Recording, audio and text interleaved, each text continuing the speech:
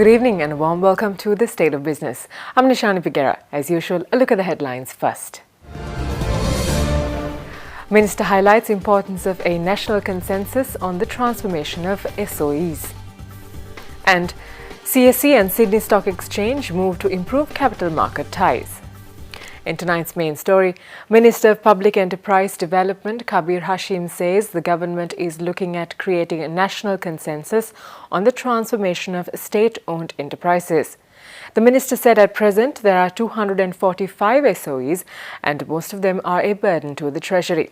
Minister Kabir Hashim disclosed these details addressing a business forum organised by Sri Lanka Malaysia Business Council in Colombo today.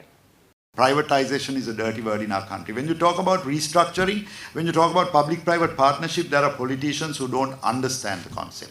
There are people in this country who misrepresent the concept. They think that this is a sellout of state assets. It's nothing about a sellout of state assets. It's about restructuring the country's economy, of its financial resources that we have. So we need to have a compelling case for change. I think right now, with the huge amount of debt that we have taken for no productive purpose, debt that we cannot afford to pay back, Sri Lanka has to make that hard decision. Therefore, we need to build that national consensus. People have to understand, to think beyond political lines and say this is the right thing for the country. So we need to work on that, and for that we need to have the buy-in of the President, of the Prime Minister, of the unions, of the Parliament, of the public, and all the stakeholders. Everyone has to be on the same table talking together. It cannot be done by ourselves. We believe that we need to do this by consensus. We are talking to the unions every inch of the way when we are talking about making public-private partnerships. We started with Sri Lanka Airlines. We're working on the Hyatt Hotel. We are working on the Hilton Hotel. We're working on other state entities that we're thinking of leading the way for public-private partnership. And we are not afraid to say it because we want to be transparent. The minister also said that the state will move away from non-core businesses. He said it will create a better level playing field for the country's private sector. We've also gone and invested in hotels, in hospitals, in mortuaries, in every other thing that we don't know a damn thing about. Right? And I don't think we should be doing that. We don't know how to run a hotel. So those non-core investments, I think we should get out. And that's the government's thinking, and that's where we've decided to start with. So in these areas, we identify non-core investments and look at public-private partnerships. We look at different models. The minister also disclosed details with regard to the present status of finding a strategic partner for Sri Lanka Airlines. Initially, around 14 prospective investors submitted their proposals, out of which the government selected 3 for further evaluations. Later, it gave the option to the US-based Texas Pacific Group to come up with an offer. TPG is given the option of going ahead with the due diligence which they are doing right now, but that doesn't close the door for the government to call in, because we may not be happy with that one. So we've given them the option of going through do a due diligence and for them to give their offer. But we may not be happy with that offer. We are not compelled to take the offer. So the government, my ministry, has also got the right to go ahead and look at any other offers. There are some major airlines that are thinking of looking at this. But as you know, TPG is not an airline company. TPG is more like a fund manager. So it would mean that we might lose the identity of our airline. So we've been thinking of that angle also. It's not about just restructuring. So we as a country will take the best option for our assets. The Colombo Stock Exchange and the Sydney Stock Exchange entered into a memorandum of understanding to broaden mutual development and create new links between Australian and Sri Lankan businesses and capital markets. The agreement was inked at the Invest Sri Lanka Forum that took place in Sydney last week. The agreement is intended to foster greater communication between the two firms through staff exchange, training and the sharing of information relating to market development and dual listing opportunities. The MOU further demonstrates the commitment of both exchanges to the growth of capital markets through cooperation and mutual development, especially in the context of globalization and internationalization of markets. Time for us to slip in for a short break. There's more news on the other side, to stay with us for that.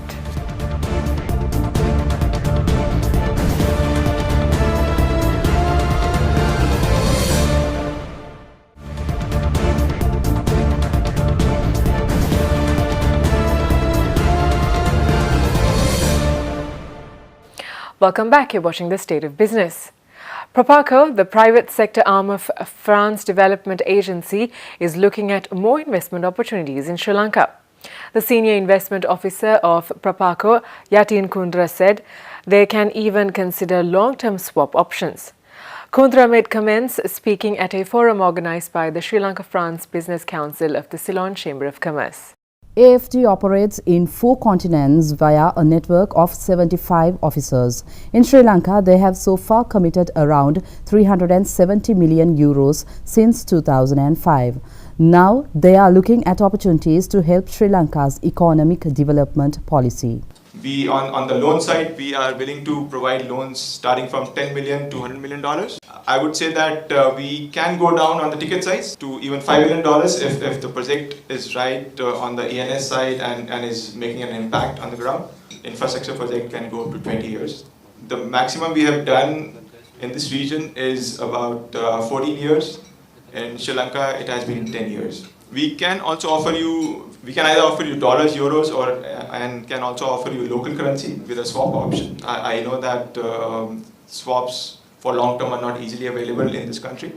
So we have our investing company called TCX, where we can talk to them and jointly offer you a long-term swap. It is little on the expensive side, but then the interest rate risk is taken care of. Let's take a look at how the stocks performed today after this short break.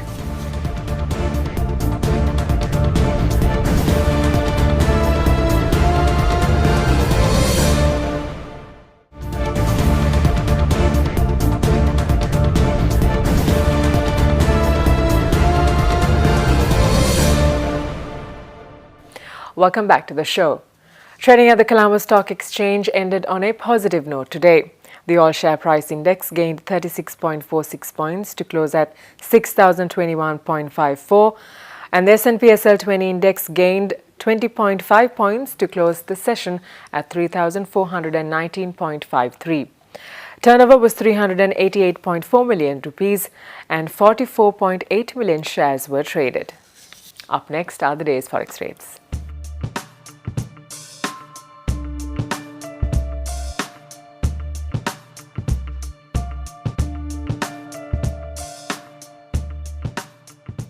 And that's all the news we have for you tonight. Do join us again tomorrow at the same time. Until then, thank you for watching. Have a pleasant evening.